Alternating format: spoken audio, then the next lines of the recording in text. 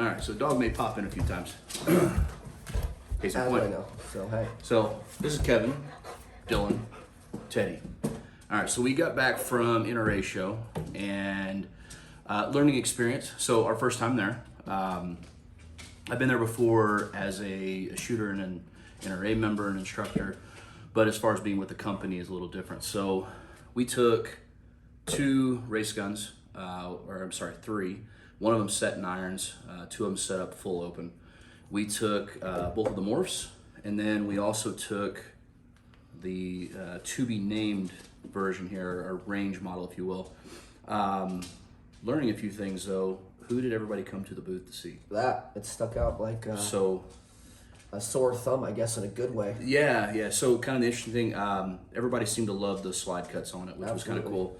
We got some good feedback, which was good because we're going to go through and have a couple things that if somebody were going to use this as a duty gun, they might have to change to kind of prevent snagging and stuff on gear or reholstering quicker, stuff like that. So we'll send those suggestions down the line. Had a few suggestions about maybe having a simpler version of this or a more complicated version, moving slide cuts around, all kinds of stuff that we're gonna pass along the line. But the interesting thing was that particular gun immediately drew attention to the booth, which was kind of cool, especially for something that is new. I mean, and in all honesty, it's not even finished. Yep. So it's actually Dylan's going to be really mad. I have to ship the gun back. Today. So which that part kind of sucks because we were going to absolutely wreck this thing for fun. But everything on it got really, really good attention from the smaller magwell. You know, your average shooter that walked up, it's not a competition guy. When the competition guys walked up, they either went to these in open or in iron sight setup, immediately started going through the grip, how aggressive they wanted it. We had 3 different levels at the table for aggressiveness. Whether they want a single-sided ambi, they were full-on competition-oriented, which is good. That's what we were there for, and this is probably what everybody's going to know the company for. But your average shooter walking up to the table saw like, oh man, that thing's crazy looking. I don't have any interest in that. Your competition shooters are the ones who are going to want this, but outside of competition, I mean, you're not going to carry this. No, right? Absolutely not. And nobody's going to go on duty with this either. No. And even in iron sight form, with a steel grip, you start talking about a big, hefty gun. Great for competition, great for 3-gun, great for USPSA. But your average high-end gun purchaser was not attracted to this. A lot of them pulled toward the morph, especially the 1776 grip, really drew some attention. Absolutely. But that is where people who were completely disinterested in the table immediately saw that and came over. So one of the suggestions I think that I was going to make is that we're going to have something lightly polished like this. We don't want a mirror finish on it, I don't think.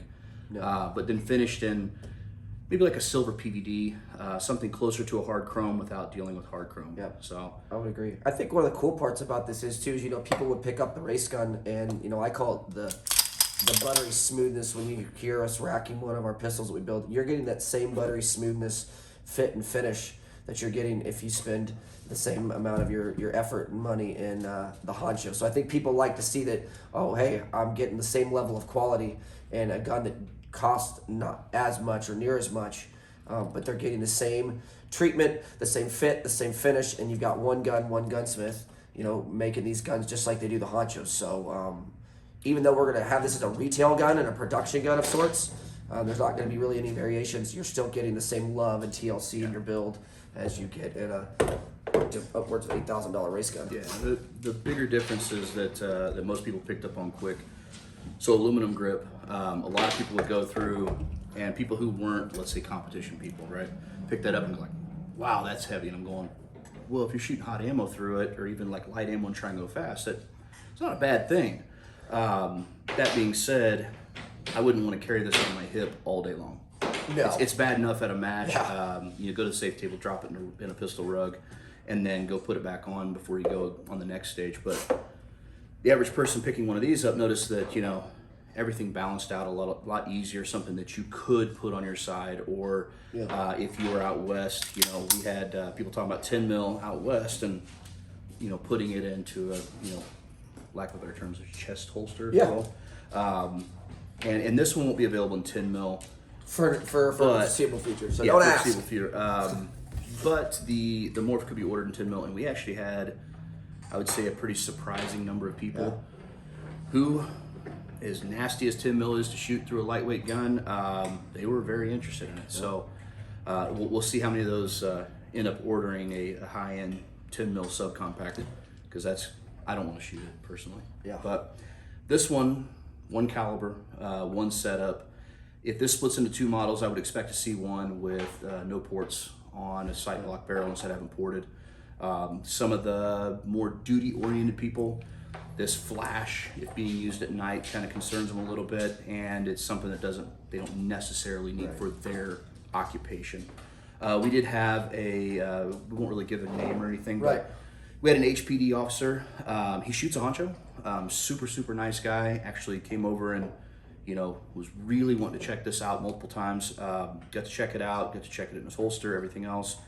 And, it more than likely he's going to be on the pre-order list if he isn't already. Yep. So this was surprisingly the number one thing that drew people in when you're talking, fully built out versus built out. This is half for the cost. So I think that's going to be a pretty good option.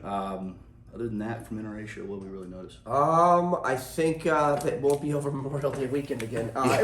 It was a good show, but I think foot traffic for us, as a company, that's the first time being there and talking to other people, it was a little slower. Next year, it's in Indianapolis in April. I expect us to return. I talked to Tiffany this morning. I said I think there was definitely value in us showing up and exposing people to the brand. There's a lot of people that never had heard of us or knew who we were, and the guns caught their attention, and then we got to have a conversation with them. So NRA was fun. I got to stay in a hotel room for Dillen for 4 days. So we had two beds. What 2 beds? One for clothes, two for bros. Yeah. So I brought back something. It's not COVID, thank God. But other than that, no, I think it was good. We got to see a lot of good people too that we know in the industry or shoot with. The weather was hot and the protesters were awkward. But besides that, no, I think it was good. What do you think? Good. We got to see a lot of current honcho users, which kind of surprised me. We saw several of them bringing over their friends. One of them had, 4 guns he had either on order or already got. Yeah. And he's bringing over 2 or 3 guys with him. Trying to give it an order right there. And there were other, the guys over at Briley and Nick Miller and those guys, they made their way over and were very helpful with some other stuff at the show. Yeah. But, the competition guys, they drew right to what they were going to go to. Do you want to tell people the significance of that honcho? So this is the first one. The serial number is honcho. And as you see, there is absolutely no front grip screw, as the Lord intended. I have no idea how many rounds this gun has on it. The way that we described it when people walked up is like, grab it, pick it up. These have dummy firing pins in them from the show. So it's a little awkward having Joe Blow pick it up and rack it and point it right by your head and then crack the trigger off. And that's kind of an awkward one when you're so used to competition. But we go through and describe, here's a couple of my guns, and they're on the table, and this one's got like 40,000 rounds, this one's at 12,000 rounds. And the question goes, well, how many's through that one? Dude, I have no idea. Yeah. This one has been used and abused. It just came back from a new coating. That's all they did to it, was recoated it and put it back together again. And they did a good job on coating it too. It came out really clean for the show. Still super tight, no wiggle in the gun. Everybody seemed to be pretty impressed with that part, that a gun that's been used and abused for 4 years now is still as tight as it gets. Well, I think that's something people were impressed with on this too. I would see guys that have a larger knowledge of a firearm, they would try and get this gun to... It's interesting when you see people who are... feel like a polymer pistol, but it's not. Yeah. Right? So like once you become a bit of a gun snob and you get some nicer guns in your hands, you get used to grabbing guns and like, all right, well, let's pick this apart. And so you start going through and you're like, all right, let's see how tight the slide of frame is. And you're going like, that's nice. There's not a lot of but then it still has anything. That smoothness. And then, you come into racket, super easy and smooth. One of the booths near us had a different style of linkless barrel from like the mid-90s and was talking about how intrigued he was. And he was over 5, 10, 15 times racking the gun, feeling everything. And just went over like, how it was nice to see somebody had kind of brought that idea and then advanced it forward. Pretty good chance he may end up buying one just because he really liked that particular style. Yep, I agree. But aside from that, though, I mean, overall, I thought it was a good show. Yep. The stuff outside and all the protesting, everything else was something that couldn't really be helped. And I thought Thanks to Houston PD though. Yep. They did a great job. They did do a great job. They handled everything very professionally. We really didn't notice anything within the show, Nope. and everybody went about their lives pretty peacefully, so which is good. But some good buzz. Yeah. Late fall, I would imagine we'll see this. Yeah. That's the hope. If we can get it earlier than that, it's always the would be better. But I would say late fall, these are going to be ready. Or this, just so you guys know, I'm gonna hurt some feelings probably. These are going to be sold through dealers, gun stores, gun ranges.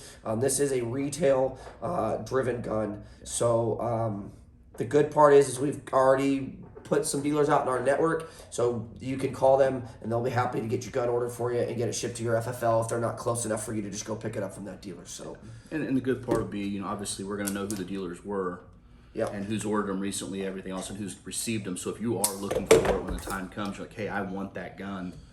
Hey, where are you at? Yep. All right, let's pull it up and be like, hey, these 3 dealers are near you. They ordered guns. They should have one on the shelf. Call around, see what you can find one for. And if not, we'll get one on order, and 8 to 10 weeks it will be at your dealer, and that'll be it. But the goal, honestly, at the end of the day, and it's something that's going to be new for PT, is that we hopefully have a few of these in inventory at the Florida location. And so if a dealer calls and says, hey, I need 2 of this pistol, we can hopefully box it up and send it out as kind of the end goal. So yeah, should go quick as well. So that way you're not going to have the lead time you would on like a custom race gun. So there won't be finishing options on it. So I'm not expecting to go through and have this where you can go through and like, well, I want to have one made and whatever. But at the same time, if your wallet's big enough, if you want to get a custom built, we will do that. But it will run through your dealer, and there will be a unknown lead time on it. I mean, we'll build you whatever you want at the end of the day. So if you want one of these in a polished rose gold and your wallet is thick enough, it can happen. It's just you're not going to pick it up today. As Bruce Damon would say, you're going to have a lot of folding money. Hey, folding money is a good thing to have, and it's always accepted. Yes. So cool. I think that's it. I think we're excited to get this out. We were really happy with, I think, the response that we got to the gun, because you never know. We love it, but at the end of the day, you don't know how the public's going to love it. So I think it's good. The things that we geek out on, we're geeking out on this and arguing thumb rest or no thumb rest and all optic stuff. We're arguing all that stuff, single-sided ambi safeties. The general person walking up didn't care about any of that. Nope. So the race guys shooting 3-gun USPSA, they were geeking out over the stuff that we geek out over. Your average guy walking up geeked out over stuff that we're like, like it's cool, and we like it, but they really geeked out on it. So all right.